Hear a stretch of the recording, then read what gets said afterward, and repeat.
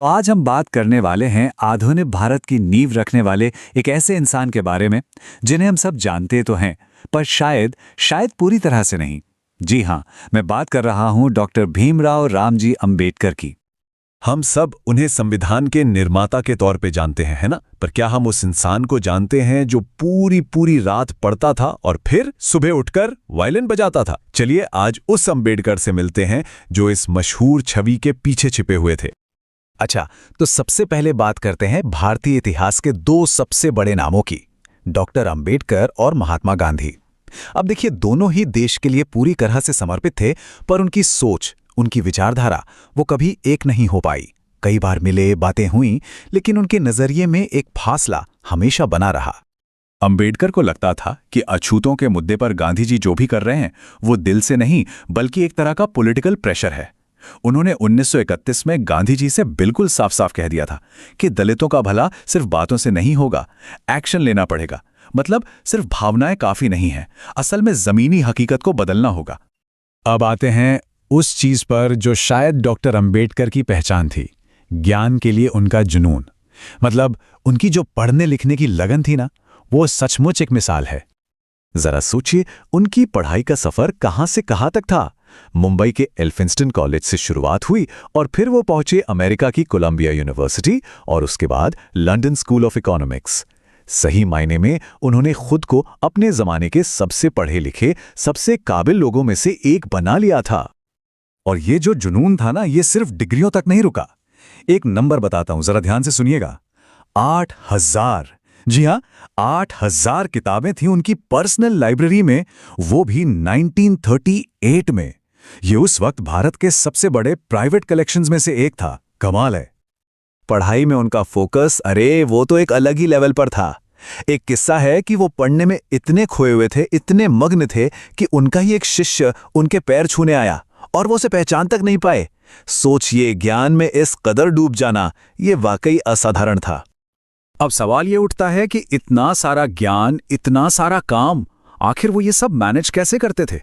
तो इसका जवाब है उनका जबरदस्त अनुशासन, डिसिप्लिन। इसी ने उनकी पूरी जिंदगी को एक लय में, एक रिदम में बांध रखा था। जरा उनका रूटीन सुनिए। पूरी रात पढ़ाई, फिर सुबह के वक्त सिर्फ 2 घंटे की नींद, उसके बाद थोड़ी एक्सरसाइज, नाश्ता, फिर कोर्ट का काम, और शाम को भी आराम नहीं। शाम को वो नई किताबें खरीदने जाते थे। मतलब उनका हर एक पल या तो ज्ञान के लिए था या फिर काम के लिए। अंबेडकर की जिंदगी को आप कह सकते हैं 2 पिलर्स ने संभाला हुआ था। पहला, तर्क यानी लॉजिक के लिए एक जबरदस्त कमिटमेंट, और दूसरा सेल्फ रिस्पेक्ट यानी आत्मसम्मान की एक गहरी भावना।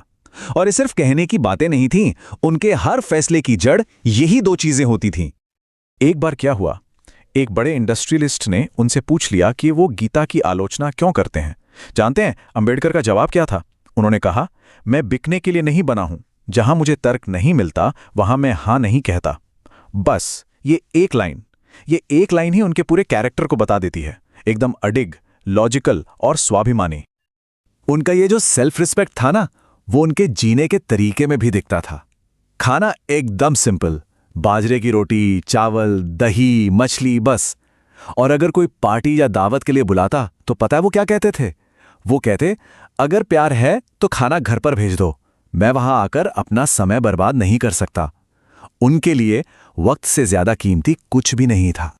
तो हमने देखा एक गंभीर, अनुशासित अंबेडकर को, लेकिन इस छवि के पीछे एक और इंसान भी था। एक ऐसा इंसान जो बहुत सेंसिटिव था, जिसे नेचर से प्यार था और जिसे आर्ट का भी शौक था। चलिए अब जरा पर्दे के पीछे झांकते हैं। उन्हें ना प्रकृति से बहुत प्यार था। दिल्ली में उनका एक बगीचा था और वो इतना खूबसूरत, इतना वेल मेंटेन था कि बाहर से जो मेहमान आते थे ना, वो भी उसकी तारीफ करते नहीं थकते थे। ये दिखाता है कि उनके अंदर एक कलाकार भी था। और वो कितने संवेदनशील थे, इसका एक और उदाहरण है। जब उनके प्यारे से पालतू कुत्ते की मौत हुई तो वो बच्चों की तरह फूट फूट कर रोए थे। इससे पता चलता है कि वो इंसान जो बाहर से इतना कठोर, तर्कवादी दिखता था, उसके अंदर एक बहुत ही नरम दिल भी था।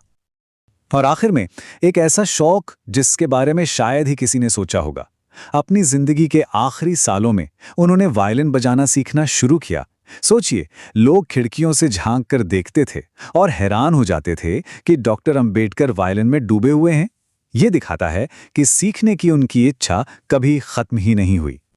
तो डॉक्टर अंबेडकर सिर्फ संविधान बनाने वाले एक नेता नहीं थे, वो ज्ञान, अनुशासन, तर्क और आत्मसम्मान का एक चलता फिरता उदाहरण थे। और आज के ज़माने में जब हमारा ध्यान भटकाने के लिए हजार चीज़ें हैं, तो ये सवाल सोचना बहुत ज़रूरी हो जाता है कि एक इंसान के अंदर पढ़ाई, डिसिप्लिन और सेल्फ रिस्पेक्ट का ऐसा बैलेंस आज के समय में कितना ज़रूरी है, कितना रेलेवेंट है।